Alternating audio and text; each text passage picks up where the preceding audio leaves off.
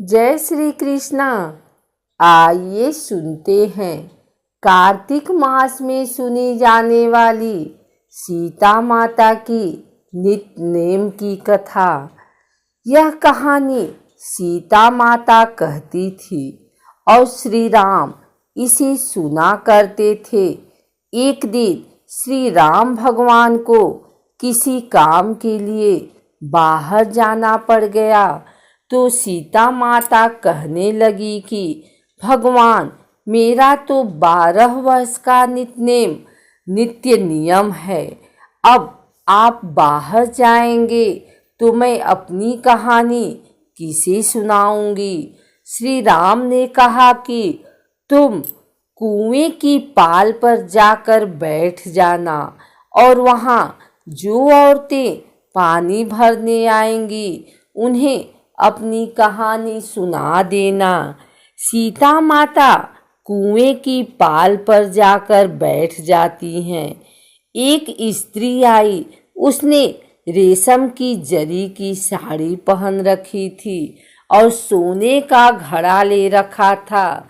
सीता माता उसे देख कहती हैं कि बहन, मेरा 12 वर्ष का नित्य नेम सुन लो।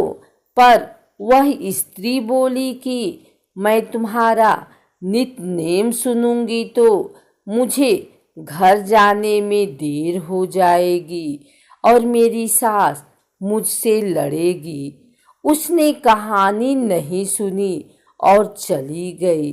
उसकी रेशम जरी की साड़ी फट गई। सोने का घड़ा मिट्टी के घड़े में बदल गया। सास ने देखा तो पूछा कि एक किसका दोष अपने सिर लेकर आ गई है। बहू ने कहा कि कुएं पर एक औरत बैठी थी। उसने कहानी सुनने के लिए कहा, लेकिन मैंने सुनी नहीं, जिसका यह फल मिला। बहू की बात सुनकर अगले दिन वह साड़ी और घड़ा लेकर सास कुएं की पाल पर गई। सास को वहीं माता सीता बैठी मिली तो माता सीता ने कहा कि बहन, मेरी कहानी सुन लीजिए। सास बोली कि एक बार छोड़, मैं तो 4 बार कहानी सुन लूंगी। राम आए, लक्ष्मण आए, देश के पुजारी आए, नित्य नेम का नेम लाए। आओ राम, बैठो राम, तपी रसोई जियो राम, माखन मिश्री खाओ राम, दूध बतासा पियो राम, सुत के पलका मोठो राम, साला दुसाला पोठो राम, साल दुसाला ओढ़ो राम। जब बोलू जब राम ही राम, राम सवारे सबके काम, खाली घर भंडार भरेंगे, सबका बेड़ा पार करेंगे। श्री राम जय जय राम। सास बोली कि बहन, कहानी तो बहुत अच्छी लगी। कहानी सुनकर सास घर चली गई और उसकी साड़ी फिर से रेशम जरी की बन गई। मिट्टी का घड़ा फिर सोने के घड़े में बदल गया। बहू कहने लगी, सासू माँ, आपने ये सब कैसे किया? सास ने कहा कि बहू, तू दोष लगा के आई थी और मैं अब दोष उतार कर आ रही हूँ। बहू ने फिर पूछा कि वह कुएं वाली स्त्री कौन है? सास बोली कि वे सीता माता थी। वे पुराने से नया कर देती है, खाली घर में भंडार भर देती हैं। वह लक्ष्मी जी का वास घर में कर देती हैं। आदमी की जो भी इच्छा हो उसे पूरा कर देती हैं। बहू बोली कि ऐसी कहानी मुझे भी सुना दो। सास बोली कि ठीक है, तुम भी सुनो। और सास ने कहानी शुरू की। राम आए, लक्ष्मण आए, देश के पुजारी आए, नित्य नेम का नेम लाए।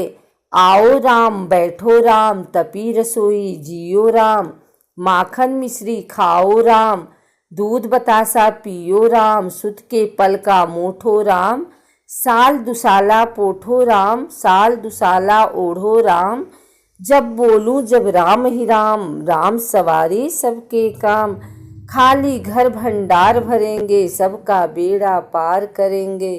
श्री राम जय जय राम।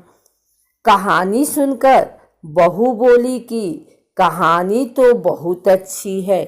सास ने कहा कि ठीक है, इस कहानी को रोज कहा करेंगे। अब सास बहू रोज सवेरे उठती, नहाती धोती और पूजा करने के बाद नित्य नेम की सीता की कहानी कहती। एक दिन उनके यहाँ एक पड़ोस की औरत आई और बोली कि बहन जरा सी आँच देना। तो वह बोली कि आज तो अभी हमने जलाई ही नहीं। पड़ोसन ने कहा कि तुम सुबह 4 बजे से उठकर क्या कर रही हो? फिर उन्होंने कहा कि सुबह उठकर हम पूजा करते हैं, फिर सीता माता की नित्य नेम की कहानी सुनते हैं। पड़ोसन ने उनकी बात सुनकर फिर कहा कि सीता माता की कहानी कहने से तुम्हें क्या मिला? वे बोली कि इनकी कहानी कहने से घर में भंडार भर जाते हैं, सारे काम सिद्ध होते हैं, मन की इच्छा भी पूरी होती है। पड़ोसन कहती है कि बहन ऐसी कहानी तो मुझे भी सुना दो। फिर वह बोली कि ठीक है, तुम भी यह कहानी सुन लो। राम आए लक्ष्मण आए, देश के पुजारी आए, नित्य नेम का नेम लाए, आओ राम बैठो राम। सारी कहानी सुनने के बाद पड़ोसन कहने लगी, बहन कहानी तो मुझे बहुत अच्छी लगी। अब वह पड़ोसन भी नित्य नेम सीता माता की कहानी कहने लगी। कहानी कहने से सीता माता ने पड़ोसन के भी भंडार भर दिए। अब तो पूरे मोहल्ले में नित्य नेम की कथा चल पड़ी। हे सीता माता, जैसे आपने उनके भंडार भरे, वैसे ही आप हमारे भी भंडार भरना। कहानी सुनने वाले के भी और कहानी कहने वाले के भी।